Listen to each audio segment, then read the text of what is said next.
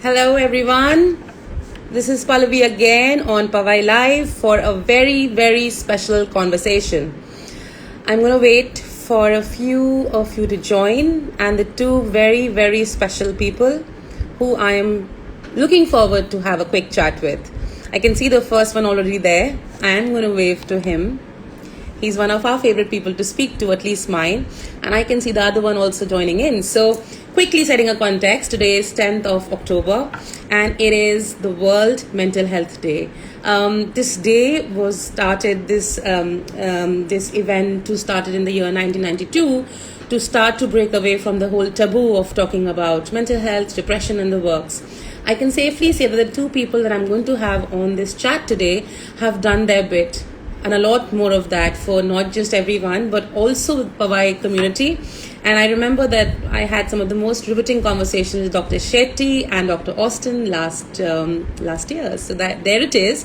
I'm going to get both of these amazing doctors. Dr. Shetty needs no introduction, and Dr. Austin has been absolutely ever so forthcoming with all of his suggestions and his advice. So without further ado, I'm going to get both the doctors on this live. Thanks all of you for joining in.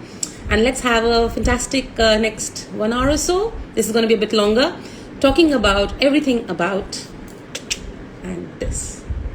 So I am going to first call in Dr. Austin.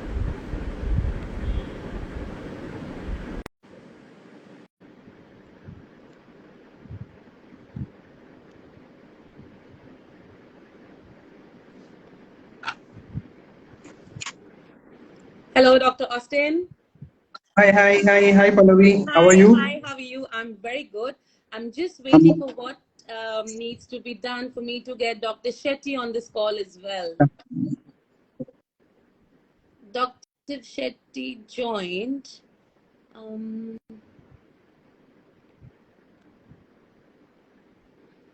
He's online. This is my first time doing not just with one person but with two. So there's a little bit of learning curve in this. I have added him on the call.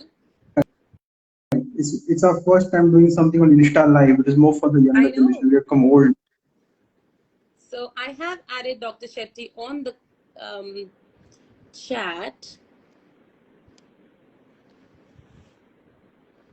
Okay, let me see.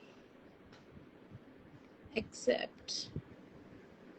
So I have accepted Dr. Shetty's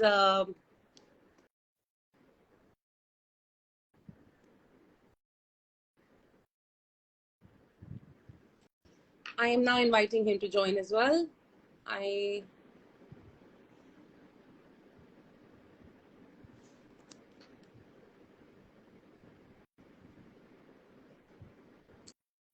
Dr. Shetty, it says you're unable to join. Should we?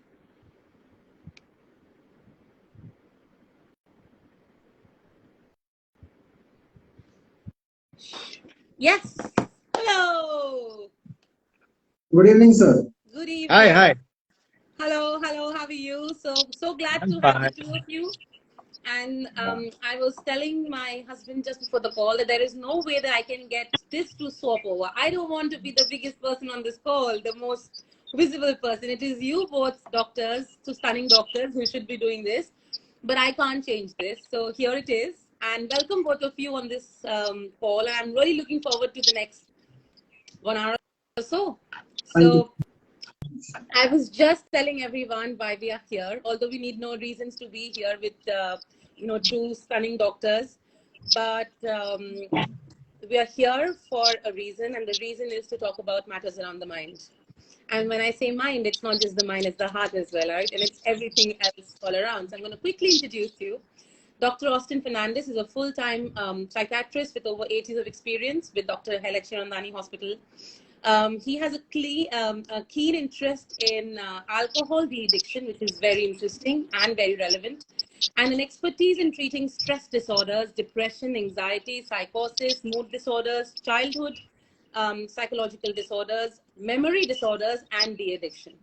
So that's about you. Thanks, doctor, for joining in.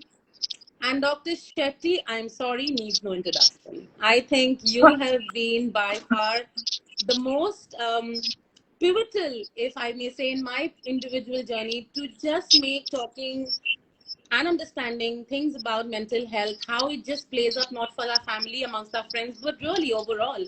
So I think I'm not going to introduce you because you don't need one. Thank you for being there, and thank you for making this so easy. I didn't have to prepare for the call today or the questions because everything came rolling in, and I know I'm going to have a lot of fun, and I'm going to go back a little bit more intelligent and hopefully a bit more aware. So with that, let's start. Quick, quick question. We met last year talking about similar things in the middle of a very intense lockdown. That many months forward, a terrible second wave. Dr. Shetty, I want you to take this question first. How has everything been on a very 10,000 feet perspective? How have you seen things around you pan out? What were your worst fears last year? You know where I'm going. Absolutely. Absolutely. A virus landed on the earth, invisible, and lashed the human race for the last 20 months. There have been stories of pain, stories of courage, stories of resilience, and stories of help. The human race stood up and faced the virus head on. Many died, a large number recovered, and a lot of people help each other across the earth, especially in India. The Gurudwaras in Delhi, the NGOs in Bombay, the hospitals in Bombay, common people shared tea, coffee, food, kept food those which needed it without giving their address. So I saw a mammoth uprising of resilience, charity, service, and love. This story of the last 2 years will be written in golden words also when small children today, when they become grandparents, will share how their families coped with the virus in the last year. And these stories will become institutional memories for the next generations to learn, absorb, and also to transact. So there has been great learning, pain, resilience, altruism, assistance, and empathy, which has been boundless across the earth, also largely in my country, India. Thank you. And, trust you to look at for all the positive things out there. I want to make one remark. I have interacted with you a fair amount in the last year. And the one thing that I always take away from every little chat conversation is positivity. I think, when we look for it, we find it, right, doctor? I mean, of course, clinical things keep happening. But when we look for something good, we're bound to find something good. And I think that's the feeling that I'm going to take away from this remark of yours. Absolutely. Austin and me and Jyoti, Cheryl, Survi and Nanavre, all 6 psychiatrists at Hiranandani have understood the limitations of our visiting cards, have understood the limitations of our education. And all of us have become more human and more professionals, human. That I think is a great learning from the pandemic. This pandemic has taught us a lot. Austin, that's going to be my, Dr. Austin, that's going to be my rejoinder question to you, that Dr. Shetty gave us a big perspective, but I want you to give me a doctor's perspective. They say that, I mean, Dr. Pahuja, I see that he has seen hundreds and almost thousands of patients for the same disease in a short period of time. The learning is insane and intense. Similarly, and that's clinical, and that's physical in nature, but for you, for psychiatrists, what has the same trajectory been in matters of mind? What things have you seen very, very often? And what are the trends? And what has your learning been as a clinical psychiatrist in the last year and a half? Correct. So, first of all, like Sir said, this virus just landed not informed. There was no planning. No one could even think that something like this could have happened. It was a jolt for everyone. Okay, believe me, when we treat people for anxiety, and in the initial 1-2 months, we were at a peak of our anxiety. Going to hospital every day, seeing patients, we actually realize what other people may be going through. It's difficult. It's not easy. It's very difficult. At the same time, then helping out with patients and colleagues and everyone else. But in this 1.5 year, COVID has brought forth all form of psychological disorders. There's nothing that has, this one from the depression, the anxiety, the sleep disturbances, concentration disturbances, the psychosis, everything that has come up, OCD, you name it and it has come up. But the good part is that we have been able to treat it, we have been able to help, and people have recovered completely. I'm sure sir would have many, many more stories, but there are many positive stories of recovery that we have seen. That is a promising part, which we're able to help everyone. Very reassuring to hear. I have a ton of questions, but before I do that, I have one question of mine, and which is that when, and I'm talking of the pandemic because we have been fortunate enough to see this pandemic. That's how I'm going to look at it, right? We get to experience it firsthand. So like we know there are some medicines that should be taken, even if you get a little bit of a fever, right? At the onset, before you even do an RT-PCR or an antigen test. And obviously there's a disclaimer that it's not for people who have clinically proven issues, schizophrenia, bipolar, all of that. But when people start hitting a little bit of a rock bottom, a little bit of anxiety, are there like some generic prescriptions, or you want to just tell people a few things that they should definitely do before they begin to contact their doctors and the Caspers? Is there something that everyone should definitely take care of whilst they get their things sorted out with the doctors? You asking me? Yes. Austin, go ahead. So you words, sir. This is for you, for people who want to practice a bit of first aid before going into a psychiatrist. Yes. A bit of a triage. I have a lot of prescriptions for each one of us, and that is deep breathing. Yoga is a good tablet. It's a great pill. It is mandatory to accept that bringing the sympathetic and the parasympathetic nervous system in balance, bringing the mind and the body in balance. Yoga is a practice that has been prescribed by the US Navy to all their sailors now in the ships. Recently, IITB also came up with a beautiful study. So, Harvard also speaks about yoga. So, anxiety can go down with deep breathing, with prayers, with exercise. Exercise dissolves fears, tears, and anger. And also staying away from the screens after 9:30. Let us look at the begums inside the house and not on the screen. Those who play around with their sleep and those who take panga with their brain will get more anxious. At the same time, self-talk. There's a lot of things coming across WhatsApp, experts talking different languages on the TV. Tell yourself three things. Vaccine, mask, and distance can save you. 95% of people in the second wave have gone home. 85% have recovered from quarantine.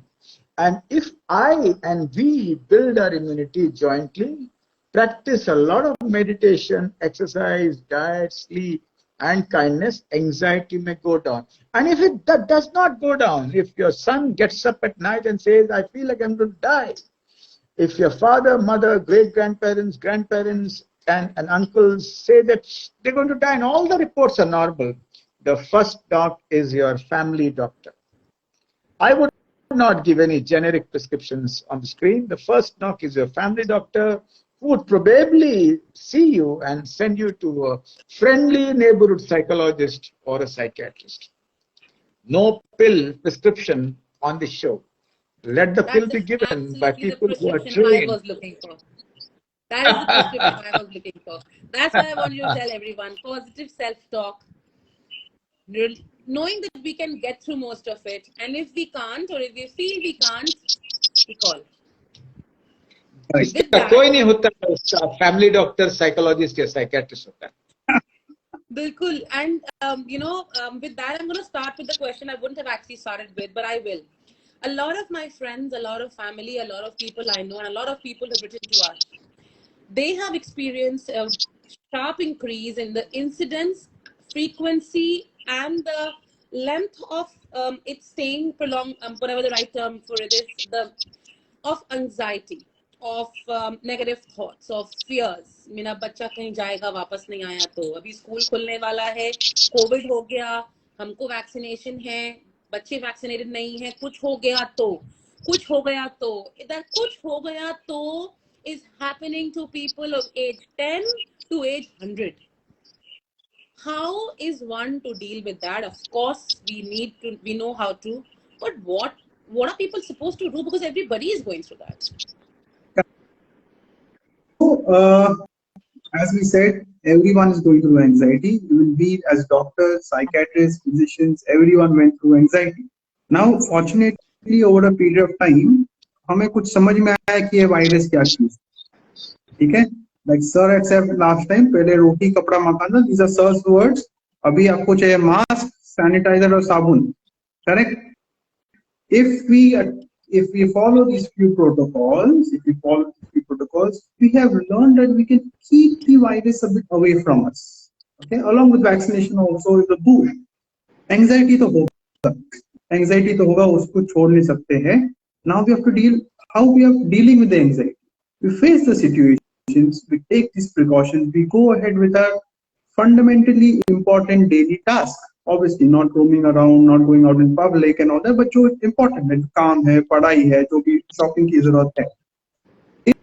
If the anxiety is stopping us from doing our daily activities, stopping us from maybe having that minimal social interaction that we require, is keeping us confined to homes, is causing us a lot of restlessness, that is when we have to be a little bit cautious कि शायद कुछ problem हो रहा है.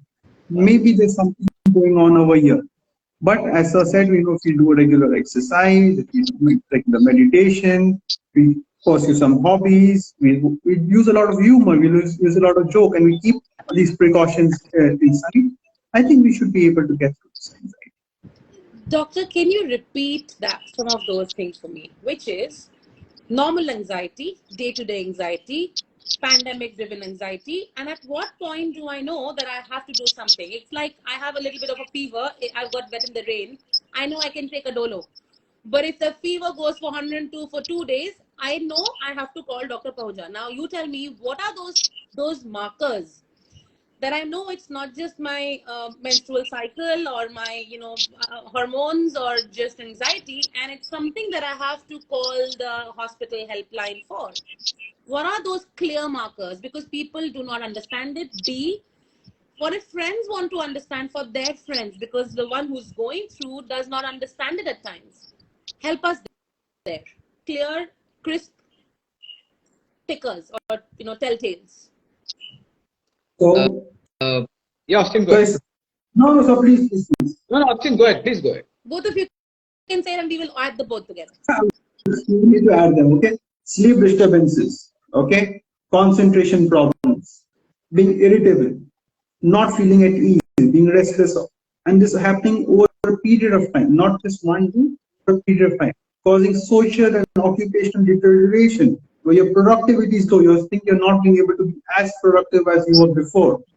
Fatigue, okay, feeling tiredness, not having a record amount of energy. Things don't seem happy like they used to before, okay? Palpitations, chest pain, some odd physical symptoms which come. I was sorry if you want to add something to this. I completely agree with Austin, and he explained everything beautifully. I go back to his old answer about school starting and then come to what he just said. Let me tell you, parents will get anxious because they're normal human beings. Well, a lot of responsibility lies with the government. The task force, the pediatric task force, should talk to parents every day on a show, answer all the doubts of the school principals and the teachers, and also give a helpline for teachers, parents, and children to call up when the teaching problems come up when you start school. That is number one. Number two is the parent-teacher association should gather and provide a lot of support. You need constant reassurance, constant contact with parents, constant contact with children, apart from all the protocols which my dear friend Dr. Austin said. And then when the human race comes together in small mohallas, in schools, in talukas, in wards, then you find anxiety. So you need a collective response to bring down anxiety, and that I think is very important. That is not happening.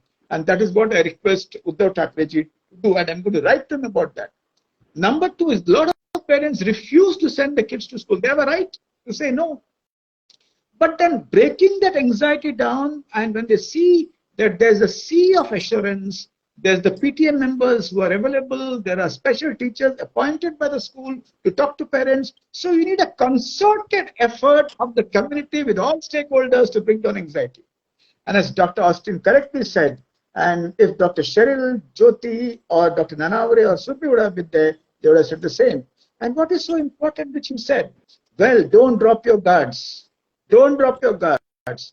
And lastly, if there is any change in behavior in any member of the family, don't wait for all the other symptoms. Please go for a mental health checkup. It does not mean that when you land up with a psychologist at a hospital or anywhere, or a psychiatrist anywhere, he or she will straight away give medications. You go to the hospital when you have chest pain and you wait for the doctor to say there's nothing wrong in your chest, it's just a little gas. So you go to the doctor or the psychologist when you have pain in the mind and go for a mental health screening. That I think is very important. As Austin will agree, early intervention is extremely important. Early checkup is extremely important to prevent emotional consequences that will not only affect that person, but will affect the entire family. So I agree with Dr. Austin completely.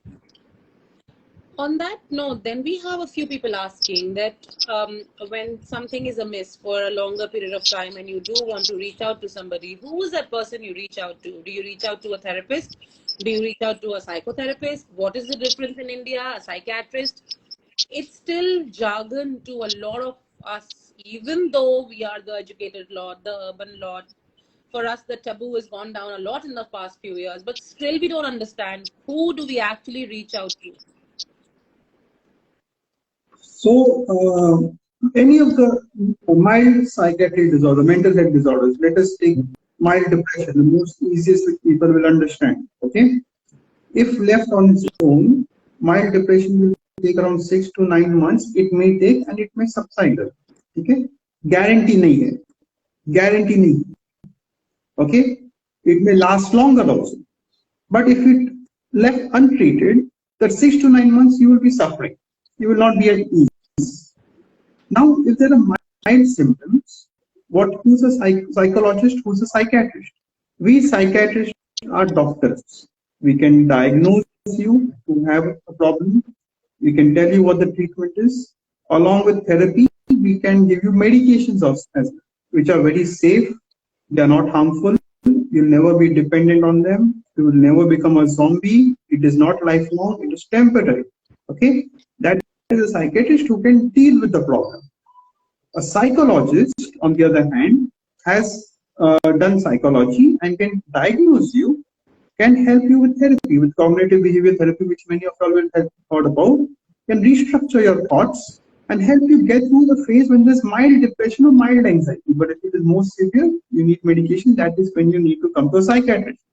So, for example, अगर आपको अंधेरी से church gate जाना है, going to a psychiatrist and taking medication, it's like traveling in an AC car from Andheri to Churchgate. You will reach your destination aram se, and you will continue to be productive even after you will not be exhausted, you will not suffer. I got okay. Going without medication is like either walking or going on a cycle all the way from Andheri to Churchgate. Very well put, Austin. Excellent. Okay. Dr. Shetty, this may need you to give a little non-clinical answer, and I'm sure I may be putting in a spot and you can dodge it. But do you think a lot of Indians, especially the age group of our parents, still have a huge taboo in the urban setup around mental health, psychiatry? हम पागल नहीं हैं, हमें पता है. And do you think a lot of them suffer from long-term systemic chronic depression, which has become a part of their personalities? Very, very beautifully said, Pallavi. And let me also add to what my dear friend Austin just mentioned. When there is strain of the mind, psychologist. When there's fracture of the mind, psychiatrist. When there's severe strain, a lot of psychologists and little psychiatry. When there's severe big fracture, a lot of psychiatry and a little of psychology. Who will decide? Either the psychologist or the psychiatrist. I have seen in Austin, Dr. Cheryl, Dr. Jyoti, and Dr. Surbi and Dr. Nanavre would also have seen that Indians do not diagnose depression early. They suffer for a very long time.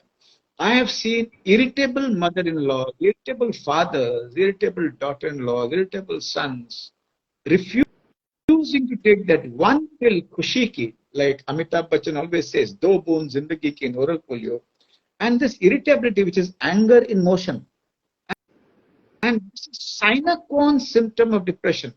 After trying everything, exercise, etc., doesn't go, this needs either counseling or even a small dose of medication. Depression is very cunning. It is very invisible. So as Dr. Austin also said, that if there is exhaustion, there are a lot of men and women come with excessive tiredness. All reports are normal. Weight loss, all reports are normal. This is clear-cut depression. Fracture of the mind need to be treated. And what happens if you treat them? If you treat them, the family health improves. Because one person who's down in the family will pull the entire family down. When you pull the entire family down, what actually happens is physical illnesses also increase. When a son is depressed and he's very irritable, his father who's got diabetes or sugar or hypertension, his diabetes, his sugar levels will go up, his blood pressure will go up. Because you do not treat one person in the family. Also, I'll just share two lines before I hand it over to you, Pallavi.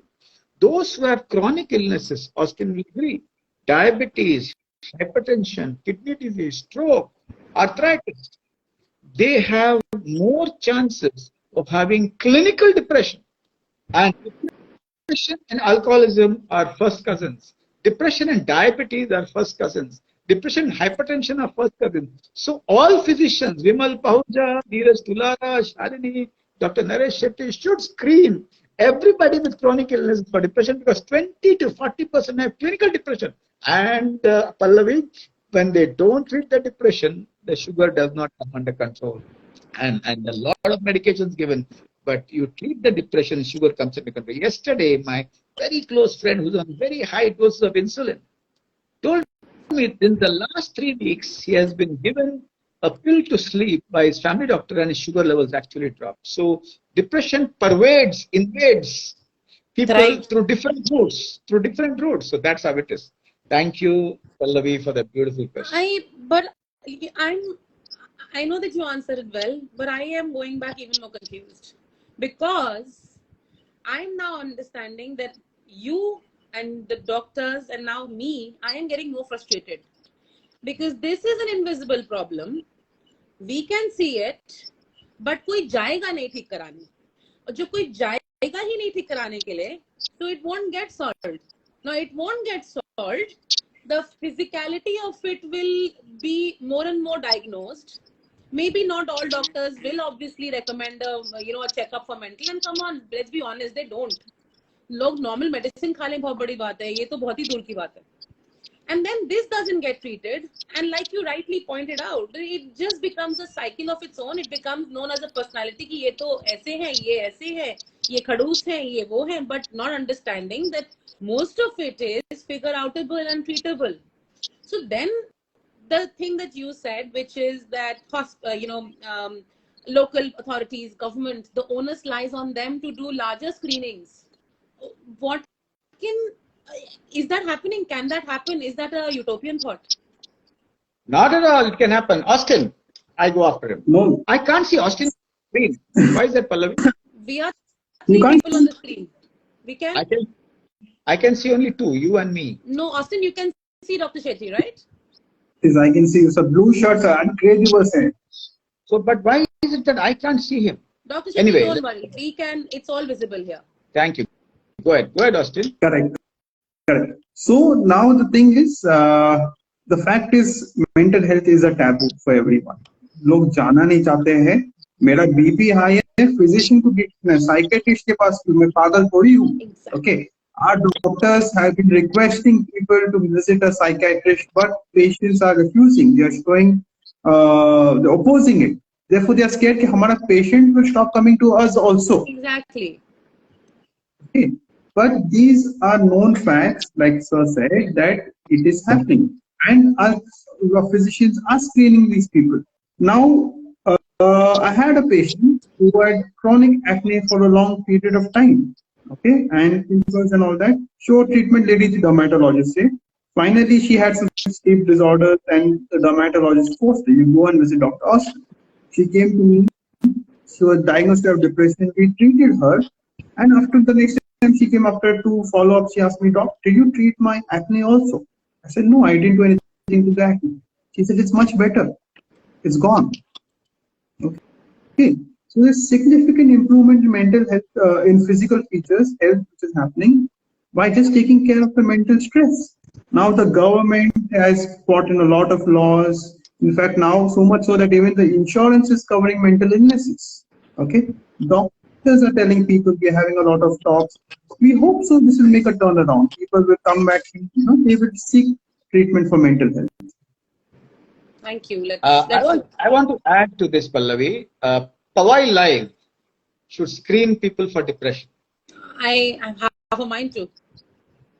In fact, I would say, and this can be done in the most dignified manner.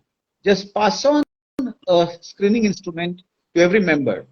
Housing complexes should pass on screening instruments to every member and let them screen themselves. And if they feel they cross the bridge, make it, hype it. That to go to a psychologist or a psychiatrist is important. Along with that, every housing complex gets a bank inside the complex, gets Airtel guys to spread their word. So include mental health in your annual general body meetings. Number 2, hospitals also have camps, and they go into the community to camps and mental health screening. I'll just share in 1 minute. It was 15 years ago when me and Gopal, late Gopal, he passed away. We said, let's do a screening on the station. Everybody said people will not come. We did a screening on Bandra station, Churchgate, Borivali, and BT. I'll tell you, thousands of people came and screened themselves on SRQ and on other scales, and they were willing to take help. I am of the opinion that we are not asking those questions because of our own stigma and fear that people might reject us, as Dr. Austin beautifully put. I think people are willing to talk. We are not asking the right questions. One sec. Also, in my workshop with different sections, I ask people, how if you have attempted suicide? People are willing to talk. So I think we need to have creative ways to break the stigma by screening in the most dignified manner in groups. Thank you for the beautiful question, Pallavi. I'm sorry I cut you a minute before earlier, but the intention wasn't that. You just spurred something in me. I have complete faith in you. Don't worry. No apologies, Beta. No apologies. I think we should take this up. I am sure the hospital will support us. I want you to lead this and we will do it because I'm done talking about it only. I don't think I'm going to sit easy and sleep easy just talking about it. There are days I feel low. I have my a very fantastic friend and husband. I have excellent friends. I have a very strong set of parents. I may be lucky and I have you guys. Maybe everybody else is not. And for that, even if that takes some time, before that, if you have some friend or someone who who's not going through a good time for quite some time, be the person to hold his hand and say, come on, we'll go and talk to someone. Let us go and talk. On this day and show today, I promise that I will do my best. And in real ways. We can get it because we have the hospital support, we have you guys, we have us, and we have the community with us. So there is nothing that will stop us. So that is done. We have a gang of 6 psychiatrists and more than 6 psychologists. Done, and we have the media and the wave and the community. Everything is covered. We want to meet a young male, young elderly female, everything is covered. Sir is counted in the young male and the elderly male. Let's do this. This is consider this done. We will try our best to we'll have a crack meeting week to come, and schools are opening up, things are opening up. We'll do this. I'm really excited, and I'm going to get into the next set of questions quick. Else, I'm going to be told that I took the entire list of questions away, and I was just butting in my way in. So I'm going to start with a few topics, 5 main topics. One is social media, one is parenting, one is young children these days, addiction, TV, gadgets, drugs, the works. Then there is family squabbles, issues, couple disharmonies, things like that because of such long periods of staying together or whatever it is, financial troubles, the works. And the last one being recovery. What do we do when the works? So the first one would be social media, because I think it's very relevant. Quick questions I will throw out and both of you can take them. One is social media making everybody feel a lack in their lives? Is it leading to a lot of comparison? Is it leading to a lot of lack of validation? I don't think I'm traveling enough. मेरी जिंदगी अच्छी नहीं है. वो वाले को देखो वो तो यहाँ गई है, मैं तो मालदीव भी नहीं गई. Is that leading to real depression, real lack of self-worth and the works? Children, younger generation, videos, Instagram, reel, 100 reels a day, content creating, inane, nonsensical content being created. What is all this leading to? Please throw some light on that. So, if you would have followed this, news over the past few months, a few years, 1 or 2 years, there have been not isolated, but there have been episodes of young TikTok stars or Instagram stars or whatever influencers, what you call them, okay, committing suicide. There have been reports of that. Also, forget these people. Whenever we post anything on Instagram or on Facebook, how many times are we checking? Kitne likes aaye? Kitne views aaye? Who has checked my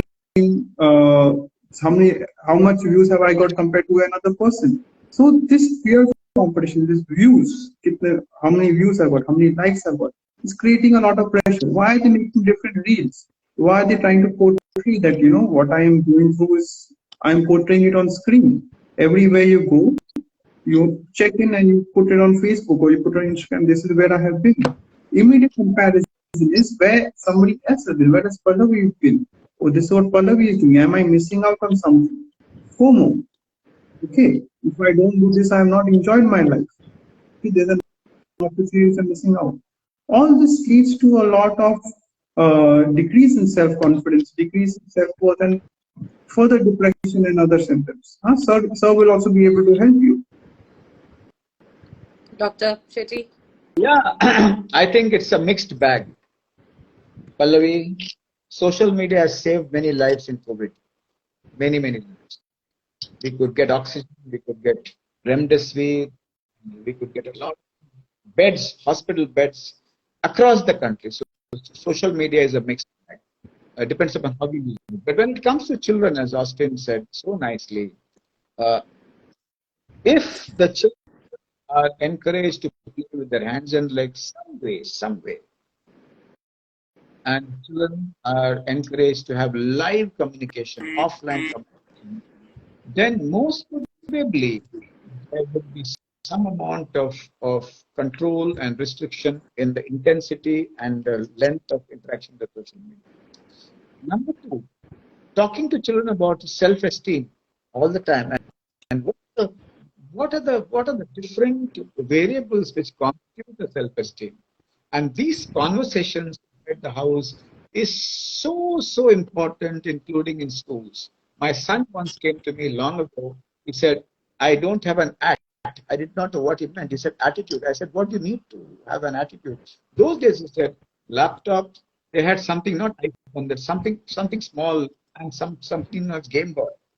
Then I had to sit down with him and say, what is it that you have beyond all this? So this is something very important. The third most important thing is we are Indian parents. We are not American parents. Other day, a senior government officer told me his grandson at the age of 4 is refusing to eat if you don't keep the phone on. I can't manage a grandson. We are not Americans. Well, it's your choice. We would say, get lost. Phone is off. You better eat. And if you do not eat, perfectly all right. You eat when you're hungry. So at that age, you need to enforce. A little later, you need to engage. And so Indian parenting is about few rules and many guidelines. Well, in this era, COVID era, I asked all parents to see to it that they have meals together. There are many parents who called up and said, my son wants to eat in his room. Where the TV does not come out. I said, don't serve him food there. He has to come. They were very upset and angry when the kids came. And the kids slowly started enjoying having a meal with the parents without the cell phone because it was imposed. We need to impose few rules and not all rules. Then some kids phoned me up and said, well, we went and had a meal with the parents, but they gave long sermons. So that needs to stop. At the same time, if somebody is so addicted that is talking about death and dying, if you don't give him the phone, if you don't give him the TikTok, if somebody is 15 to 18 hours on the phone, not sleeping, then their parenting will not work. Then I don't blame the parents also. There are certain impulsive kids. There are kids who have difficulties in studies and difficulties in their own. They're shy, introverted. They will need a professional to manage them. So I would say this is a phase, and this will come and go. When we were younger, TV addiction was talked about. Remember, Pallavi? TV both dekhte hain. Na? Then slowly the addiction to the phone came. Then WhatsApp came. Then we talked about WhatsApp addiction. Then we talked about gaming addiction. Then we talked about Instagram addiction. This is a phase which will come and go. The social media will have to invent new things to attract children. But in this phase, let us mitigate the damage, prevent the damage, and see to it that there is offline interaction with parents. That is important. Last line, when you go to the doctor, don't ask the kid to sit outside and give him your phone. He can be restless, perfectly all right. He should understand that silence and sitting down is important. When you have guests in the house and when they're running around, don't give the phone to the child. Phone is not a peacemaker. So these are the little things you need to actually do. And even if the Prime Minister is talking on the TV, when you're having a meal, you can watch that video later, but let the TV not be a guest in the dining table, on the dining table. So a little of impositions, a little of dialogue, engagement, and enforcing, you'll have to do little by little. But in the teenage, if things go wrong, then you should actually talk to your school teacher, your school principal, your tuition teacher can help you, your maid servant, your psychologist, and a psychiatrist. Thank you for that. Parents, Thank you so much. parents, I think parents encourage their children that parents, friends, everyone, that activities can be done without being posted on social media. We can do different activities, we can have fun, we can take the pictures which we want for our memories without being posted on social media. Should not be a compulsion that we need to post it. We can do activities just for fun and enjoy the activities. I understand. I think what you also, both of you, saying is that at the end of the day, we parents have to be better role models, right? I hear that from both of you, and that makes it very difficult for us, I must say, on behalf of all of us parents. And my other question then comes when in small families, two people working, trying to keep everything going, if not to make ends meet, but to keep your social, stature, and with pressures on salaries, with the COVID, all of that, and then children at home all day, there has to be some extra heart for parents, like even us, with my husband, me, and my son. It is not easy to manage us as role models, us as individual humans, us as a couple, us as a parent, whether we want to be a parent to the child or a friend to the child, because unfortunately he's not getting friend time. It is definitely been a lot of pressure on families. Is there something you suggest to all of us as a release mechanism? Maybe do you think we are all going through PTSD? And would you then say that whether or not we are feeling even those telltale markers, should we all just get tested or get to some doctor once as a family? What do you suggest to urban privileged families who are mostly Pawai Live audience here?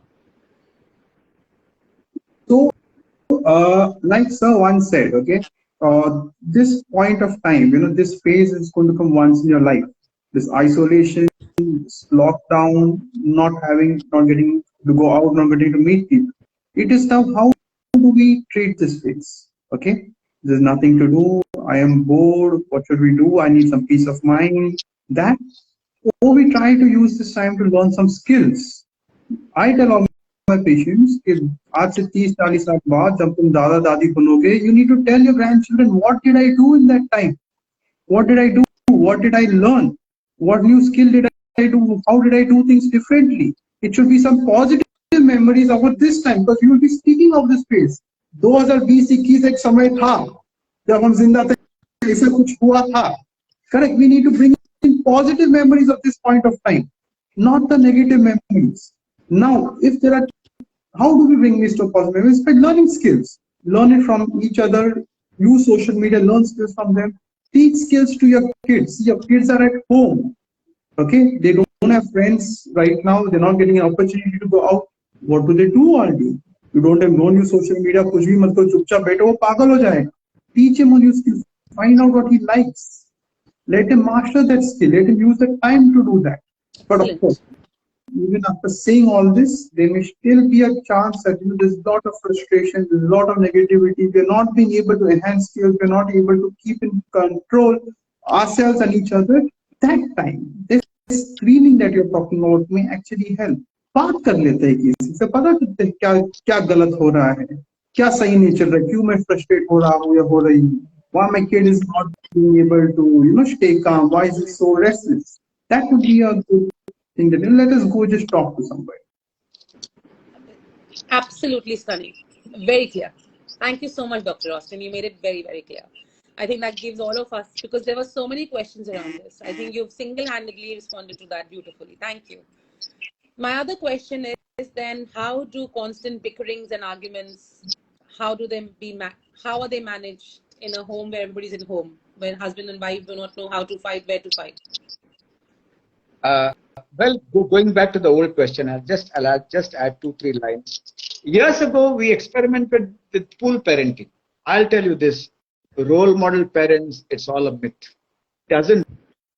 They're human beings. They have to also. So I would say that's so difficult, and I would not put the pressure and the blame on parents. Pool parenting was experimented some time ago, years ago. Was if you're a nuclear family, your parents and one child, two child, you have children from the same school, and parents get along well with some parents. The mothers, their mother group, 6 or 7 mothers, and pool parenting is one experiment which can be successful if the mothers are mature. Then what happens? There's one subject of maths. There's one mother who's good in maths, and she takes all the 6 kids and teaches maths. There's one mother who likes the greenery. She takes all the kids to Array Colony very responsibly and does it. So parenting gets shared. So in certain complexes like that in Hawaii, where there are children of the same school staying very close to each other, pool parenting is a very important strategy, and that I think is very, very important. Number 2 is every professional in a corporate has an EAP, employment assistance program. Please make full use of it. Half of them speak to them because they believe that your secrets will be shared with the institute. Please make full use of it. There are so many corporates which have parenting sessions also. And HR, if you have an HR, tell them don't call only sadhus and big guys to tell us how to improve our performance or how to improve leadership. Hold parenting programs for the employees. Hold activities for your children. So these sort of innovations around will kill the loneliness among parents who are single. And those who believe that they are the only parents of the child, they're wrong. Khalil Gibran said that the child is born through you, but it is not yours. Hindustan is all about joint families. It's about uncle, auntie ka sunta hai, uncle ka sunta hai. In Powai, there are boys and girls who are brought to me by the maid servant because they choose to come with them. That would not mean that the mom and dad are bad. That only means they have different forms of connection with different people. So broaden your connection, share parenting, and if you do this creative intervention, you'll find that children are not alone. It's a difficult time, let me tell you. It's damn difficult, and there are no perfect answers, but Austin and me, we are trying to be, both of us brought different points to the table. Very, very helpful. And I see a lot of mothers doing it, mother toddler groups for little babies. They're doing it. And I think that is subconsciously a lot of us parents are in. So I think that's a very creative, I would say, or very logistically possible solution. And one that makes people comfortable that they don't have to run to the hospital for everything. Because so many questions to us came that we go to a doctor, if they give us a pill, how do we know whether it's right or wrong? Dr. Austin, do you want to say that something on that? That we are worried about visiting a psychiatrist because we don't want to be given medication. Every problem does not need a pill. Support groups brings down the attendance to the OPDs of mental health problems, and it improves the attendance of those who need it. So support groups are an answer for many maladies. We are involved in having support groups for those families who have lost their members in COVID. So managing them alone is difficult. So some need individual counseling, but managing them in a group is very effective for a lot of little problems. Very, Correct. very, absolutely. Sir, both of you, we have a few questions asking about, is there an increase in apathy in the younger generation for things like death, losing pets, bereavement? Because people of our age feel something is amiss with our children when they don't show emotion or affection for grandparents living away. Is that something we are overreacting? Is that a fallout of the COVID? Is there something to get alarmed about? Teenagers not responding, not wanting to meet grandparents. Is there something we need to do here? Or is this normal? Sir, this is your expertise. Sir. You should go ahead with this. Okay. So research has shown that when there are a lot of deaths, apathy supervenes. Apathy and antipathy comes up. And I'll tell you, if you read the book by Chinmay Tumbe of the last pandemic, during the cholera epidemic, the malaria epidemic, or even the plague epidemic, after death, people would auction all the things about the person, forget grief. So it was just a matter of fact. So there is something known as an apathy, empathy, antipathy triad in COVID. Now, it's not only among children, it's among adults too. And why? One is the fear numbs the brain. Even if somebody is dead in a neighborhood, you don't feel the desire to reach out because you are numbed. You are constantly thinking about yourself. That does not mean that human beings are selfish. It only means that the situation is such that it is so difficult to even empathize, and apathy or apathy overwhelms. When it comes to antipathy, there's antipathy also. Say, for example, if I have to go to, me and Austin have been in the hospital all throughout the 18 months. We did not stay at home. And Austin is much younger than me. Antipathy is that the child tells the father, you cannot go to the hospital to meet your sister who's out of COVID but still in complications. I'm interested in your life. I'm not interested in your sister's life. If something happens to you, I'll be affected. And this sort of an antipathy is seen so much during COVID. Also, there was a brother who called up his sister who was admitted in the hospital and blamed her for causing the death of their parents. Each one is trying to blame that you brought COVID home and that's why my family died. So there's a lot of antipathy, apathy in this COVID situation.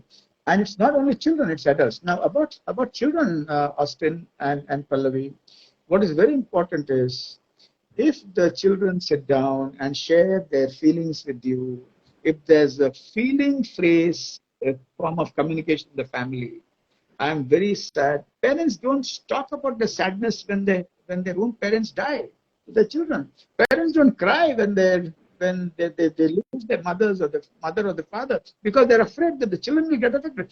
Children will learn. The value will be inculcated that someone has a right to feel sad. Somebody has a right to cry. Crying does not destroy the health of the family. And if the parents believe that they are the pillars of the house, they will take the entire earth on their shoulders. They need to understand that no building stands on one pillar. You need multiple pillars for the building to stand. So similarly in grief, you need multiple people in the house to really console each other. So when the family cries together, they heal together. So it is the fault of the family who उसे nothing is wrong. हमको अपने बच्चे को पर असर नहीं लाना है. चाहे तो तुम्हारी माँ मर गई तो खुल के रो यार, तुम्हारे पिता मर गए तो रो खुल के, कुछ असर नहीं होगा. They will learn a value that sadness is important, grief is important, and from sadness is the flower pot. Empathy is the rising plant. For empathy, experiencing sadness is as important as much as equanimity and emotional. Don't blame the children. Start crying when you feel sad yourself. Children will come close to you. They will ask you, hold them in their hug, and if you feel it's age appropriate sharing, please tell them. Don't hide your tears. Do you hide your laughters? Do you hide your glass of wine or a glass of beer? So don't please hide your tears. So that is how families learn about grief, and children also will learn about grief. I have complete faith in the youth of today. They are phenomenal. You gave me something to think about. So if I sum what you're saying through a few questions, you are saying, as parents, we are protecting our children a bit too much. उनके सामने झगड़ नहीं रहे हैं, उनके सामने रो नहीं रहे हैं, उनके सामने झगड़े सॉल्व नहीं कर रहे हैं, उनको प्रोटेक्ट कर रहे हैं, and in that bargain उनमें apathy हो रही है और फिर हम उनको blame कर रहे हैं. Is that correct? Yes, in some ways, and also सामने झगड़ों बच्चों के सामने कुछ नहीं होता, बट लैंग्वेज का ख्याल करो. लैंग्वेज का मतलब क्या है? मुझे बहुत गुस्सा आती है आपके ऊपर पल्लवी कि तुमने रात को कुछ खाना नहीं बनाया और तुम अपने फ्रेंड्स के साथ पार्टी में गए, मुझे बड़ा गुस्सा आया. Children will learn that language. So when you fight with sharing feelings, it does not affect children. But when you call names and use glorified Oxford dictionaries in all languages, then the self-esteem of the child gets destroyed. When you all fight occasionally, children will feel, ये ठीक है, हम बच्चे हम दोस्तों के साथ झगड़ते हैं, ये भी झगड़ते हैं. But if there is a major issue and there's a major stress, and then you need to really have an emotional arbitrator like the psychologist to handle what is happening in the family and to handle how children will process it in their own minds. Absolutely. So don't judge a character, personality abusing. Just say, this is what I don't like, this is the problem. And when you this come is to feeling. This is how I feel.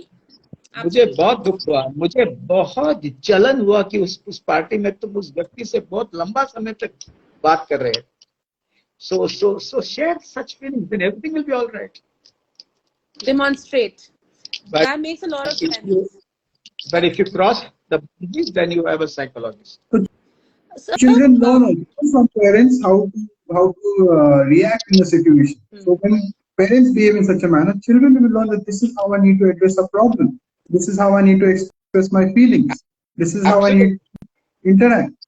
So they will pick it up from the rule book. Like they'll understand that this is kind of how life is. This is also some things I learn in life. Very, very, very relevant. A few quick questions because there are so many here. Parents, social media, we manage gadget and screen time. Could you give, Dr. Austin, could you talk very quickly about what are some real no-goes in that for after a year and a half of pandemic? So right now the most easiest thing for everyone is बच्चे को mobile दे दो. या खुद भी right now people are watching Netflix web series. You name it and they binge watching. Okay. So the children, बच्चे क्या कर रहे हैं? माता पिता के बाजू में बैठ के देखते हैं. They also either seeing the same web series or they are on their mobiles. So below 1 year, absolutely no mobile. Okay, absolutely no mobile phone. 1 to 5 years, or not in 1, maybe 2 years or later, 2 to 5 years, maybe an hour or something, but that is also educational learning. Slow videos, not something fast, not something having a lot of stimulation. Above 5 years till 18 years has to be supervised screen time, where the parents are aware what the kids are watching. This parental, locks that are put on certain apps and certain videos, and they are monitoring that. Like Sir said, there should be defined hours of when they can use the screen time, when they can't use, when they are supposed to do other activities. During lunch, okay, during the meals, absolutely no screen time. During interaction with the parents, you are interacting, just interact, no using screens at that time. before sleeping, an hour before sleeping, screen should be off. Okay. If the screen time is occupying the time of some other activities, like which the child is supposed to do, it has to be supervised over there. And the importance should be given on those activities rather than on screen time. Okay. Any diktat for video gaming? PUBG. Not recommended? Sir, Am I putting you guys in a spot? I think sir has gone offline. No, so video games, a lot of kids playing mobile games nowadays. Again, all mobile games, because of the graphics, they come in with a lot of stimulation. It's a lot of stimulation, which is why we are glued to our mobile phones. Okay, constant use of any mobile games over a period of time. Okay, because of this constant frequent stimulation, when the normal world seems very dull after that, because a normal world, normal reading a book, normally sitting in a room where there's just one person there, there's not much stimulation coming in. That seems very dull. They don't get any novelty from that. That is what causes a lot of irritation, causes a lot of frustration, causes a lot of loneliness and boredom, maybe depression. Okay. Therefore, the limited use of screen time, especially mobile games. Why mobile games flourishing so much? Why people glue to it? Because of the constant stimulation that it is giving. The graphics, everything else. Also, some of the games are very violent nowadays. Okay, because of the violence involved, kids somehow we can have a feeling that okay, if something that is not going the way we want, okay, which we are not liking, maybe the only way to react is through violence, through some violent acts. Three very important questions that I cannot leave. Dr. Shetty, is there a difference in how men and women in around the midlife, let's say 35 to 45, are reacting to the COVID situation, the whole bottled up situation, in your view, in the urban environment? Whether urban or rural, women are still the emotional caregivers in the family, and the men are yet the providers. But a lot of men have crossed the bridge and are not ashamed of their feminine traits.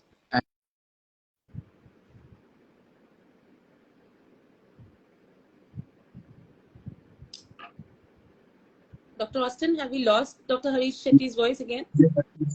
We just maybe some internet connectivity problem. That's okay. You can take the question and he'll join back. I will take the next question and I'll let him continue with the same question. Yes, so he can come back to that one. My other question was that is there something that is definitely to be kept in mind during the menopause time for women, for mental health? Is there some definite screening that needs to be done? So what is menopause? Okay, when we are talking of menopause, we are actually talking about the perimenopausal period. Okay, a time just maybe a year or so. Sir is back. Sir, we'll come back to your question after I answer this. Yes, definitely, Austin. No issues. Or we just lost you in between. So perimenopausal period is a time where the estrogen and the progesterone, the hormones are fluctuating. Okay, where there's delayed menses, once in 2 months, once in 3 months, just before menopause can set in. And because of the fluctuations in the estrogen and progesterone, which is directly linked to serotonin, that is when we get these mood fluctuations, when we get these sleep disturbances, when we get a lot of irritability, when there's, things are not going, a lot of lethargy and all that. That is the period which is of concern. During this point of time, just visiting your gynecologist and maybe having some contraceptive pills or something, hormones, which can just control these fluctuations, takes care of the mood. Obviously, if there's a lot of disturbance, a lot of irritability and all that, meeting a psychiatrist may help. They will control that. Post-menopause, once menopause is already set in, maybe a year or two after that, once there's no fluctuation in these hormones, that time the mood is relatively stable. Okay, so perimenopausal period, especially for those who are prone to depression and prone to other anxiety disorders and all, they have a lot of morbid symptoms. It is more pronounced. Just 2 lines. Women, help-seeking behavior of women is much better than that of men. Yes. They come faster to the psychologist or the psychiatrist. That's number 1. Number 2, men come with hypertension, other physical symptoms, but women come with emotional symptoms.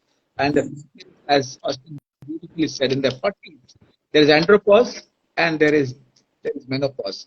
So when people come with a lot of marital issues, we either diagnose one person with severe depression, which is missed, and then they are easily managed. But in Powai, a lot of men have crossed the roads and also are not ashamed of their feminine traits. Absolutely not. In fact, that's so. Let's go back to your question because you dropped out. So you were saying that when I asked about urban, you said not just urban, even in rural, men have crossed over and are more closer to the feminine side. So how has that Slowly, no, manifested? very slowly. It's happening. It's little, but the movement has started. You see men drying clothes of their wives as well as themselves. You find more men in the open house meeting. You find more men involved in buying things for the children. So it's slowly shifting. It's not shifted yet. We men are still in the Stone Age, and we are slowly recognizing our feelings and experiencing our feminine traits and expressing it, but it's still very slow. Thank you, sir. One more thing that I know the Dr. Hiranandani Hospital is very good at, new mothers, postpartum. That's no longer just a conversation. Can you, Dr. Austin and Dr. Shetty, throw some light on what is definitely done for every new mother or expectant mother in terms of also maintaining her mental health and sanity, especially in these times? So our gynec department and our pediatric department is doing a fantastic job over there. Okay, not only post delivery, even during the pregnancy. Okay, they are very well trained, I would say, now in making sure that along with the physical health, the mental health of the mother is also being taken care of. Post delivery, also they are constantly following up with the baby and with the mother, seeing that whether she's being able to lactate well, she's being able to feed the kid well, she's being able to take care of the kid well, and at the same time how she is going through the phase of lactation and baby, how is the feeling of being a mother? That's what they constantly ask me. How is motherhood treating you? Okay, and depending on that, how they are feeling, how the answer is, whether they're saying a lot of joy, a lot of happiness, a lot of stories to tell, or some of the warning red flag signs. Okay, so but my sleep is disturbed and I'm having these problems and that problems. They're trying to pick that up early. They're trying to pick that up, right? Or through the well baby clinic and everywhere. They are trying to focus on both mother and child care. Thank you. So that takes care of most of the questions that I know I can answer. I ask. I have a lot, but I know that the time both of you are very busy people. I will ask Dr. Austin you to give us some parting words on how can we manage better as things are opening up a little bit. Things to keep in mind. Children going back to school. Your few tips and tips. You know what I'm. So rather than giving tips, I will tell you what is one thing that we are seeing very common in the OPD and which both Dr. Shetty and me are seeing. And I will put that question to Dr. Shetty sir, so that he can answer it for the benefit of the people. Patients are coming to the physicians with chest pain, with palpitations, with headache, okay? And they have been told that, you need to go and visit a psychiatrist. And they are refusing. They're refusing. They're like, why should I meet a psychiatrist when I'm having these physical symptoms? Sir, what do you tell them? What is the reason for these physical symptoms? Because you're saying it's a physical symptom, it's not an emotional symptom. Well, I would say that as far as psychiatrists are concerned, we would want physicians to treat simple psychological symptoms. All physicians should treat anxiety and uncomplicated depression. All over the world, this is true. In the United States of America, you can't go to a psychiatrist. You have to first go to your physician. He will treat you, and then if necessary, he will actually refer you. So I would say, Austin, we need to encourage our physicians and our non-psychiatric consultants to treat simple psychiatric illnesses. So I would say that the physician should actually treat the panic attack, screen the fellow for depression. If he's suicidal, if he's bipolar, if he's taking substance, or there's a complicated depression, then we should enter the zone. Now, there are 21 ways of how to tell a person to go to a psychiatrist. I've written an article on that. 21. It was 20, but they say in India you have to make it 21. Slowly, slowly locate, slowly locate a software as they leave the OPDs of the physician.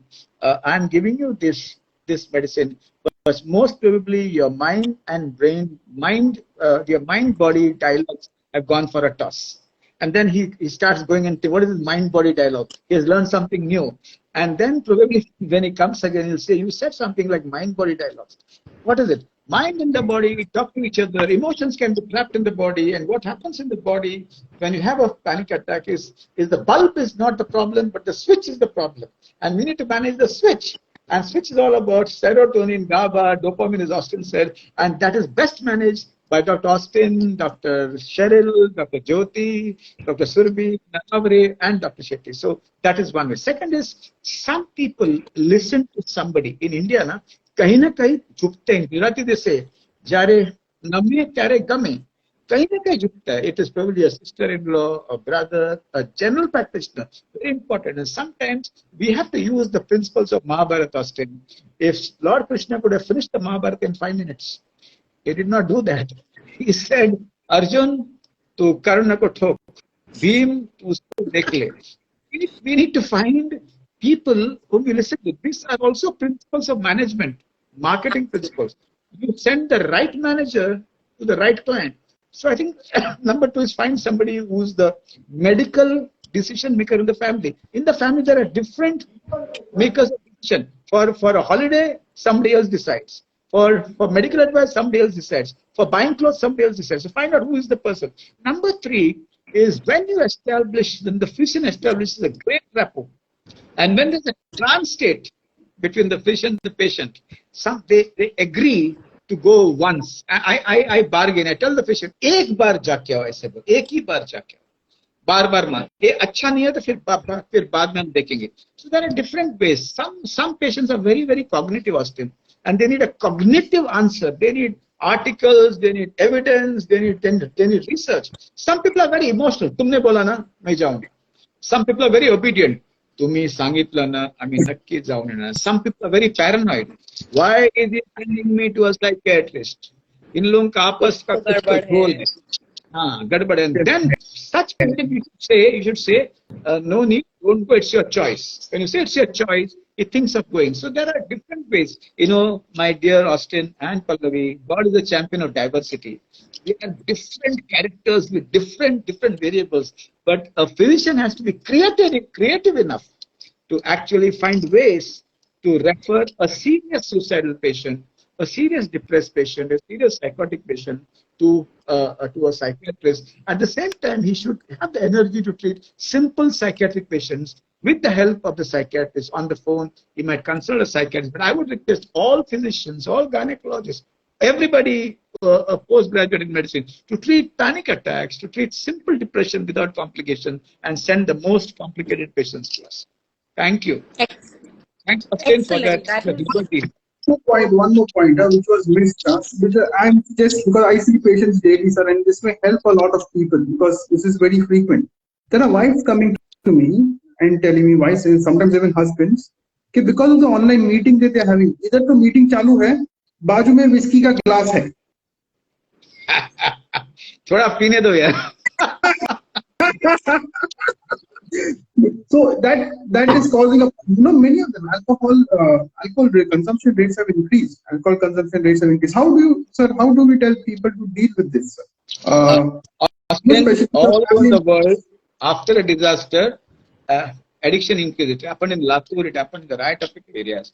And the best way, Austin, you and me, is to explore the story behind the behavior. Behind the behavior is a story, and behind that story there are many stories. So find out what actually stresses him. Is his boss a jerk? Was his salary cut?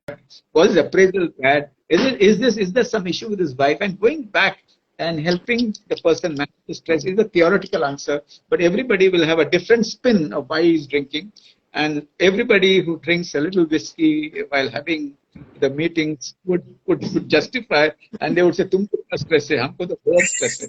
And when they say stress, I think the best way is to go back and find out what are the micro stresses. When you empathize with the micro stresses, when he believes or she believes that you feel for that person's stress, and that's the time windows open, my mind's open, and then probably we get a space to put our feet inside and to probably help them understand how to manage stress in a very healthy way. It's a long journey, Austin, all the time. It's a journey. We might succeed in a few, we might fail in a few. That's how it is. Imagine that, there is just so much to talk about this that we can go on.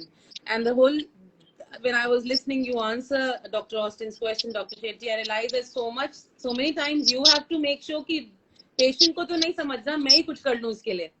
So that empathy that you doctors have is something that I tip my hat to, that that the person needs it, that person is resisting, and here you are as doctors, as senior doctors, talking about ways on social media as to हम इसे समझाए कैसे. Hats off to that. And I think, we have credited physicians, surgeons, nurses, of course doctors, you guys are doctors, but I have personally seen you all and the ilk and my doctor friends or my friends playing that role of that guru or that person that we go to. Hat off to you all. Thank you so much. I don't want to end this, Dr. Shetty, you know that.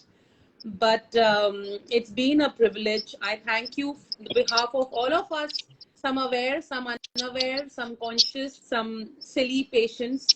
Please keep that fight on for us, because there will be times that we don't understand that we're going through it, and it will be you people who know something is wrong and we don't want to listen, and you still have to make that effort. So please don't give up on us. Don't give up on your learning. And I think commendable that you guys have learned many times over your careers in this pandemic. Correct me if I'm wrong. So I think that that is a privilege, and I must thank you for it. And I promise, Dr. Shetty, as I said, we will take up this initiative. We will talk to the hospital and to the community builders, along with the ones that run Pavai Live, and we will take this up. And I think we can make every small step in the right direction is a step in the right direction. And I think it will make a difference for students, schools, teachers, parents, mothers, in-laws, grandparents, everyone. Is there anything that there's so many pearls of wisdom you've given. It'll take my team some time to cut through these and put them out separately. Was there anything else you think I have missed asking, Dr. Shetty? Please throw light on that. Not at all. I would just want to say on behalf of all of us that mind is an organ as important as your heart and your pancreas. And they all talk to each other. Please focus a little more on your mind so that you remain healthy both in mind and body. Beautiful. Trust you to come with the perfect closures and the perfect ways to sign off such a beautiful conversation. Thank you both. Thanks to all of you. We had amazing viewership. People kept joining us. I know that after this, this was a beautiful conversation. It went on for more than an hour, but it was every minute of it had so much more to offer. I encourage and urge all of you to please watch this at your own time, maybe in bits and pieces, as much as your attention spans allow you. But this was beautiful. I hope both of you enjoyed it as well. And absolutely. Thank you, Pallavi. Thank you, Austin. And wish you both the very, very best for taking care of all of us. And on 10/10 World Mental Health Day, I hope we have helped some of us break some myths and help people around us think better and differently about this. Thank you, doctors. Thanks. Bye. Bye-bye.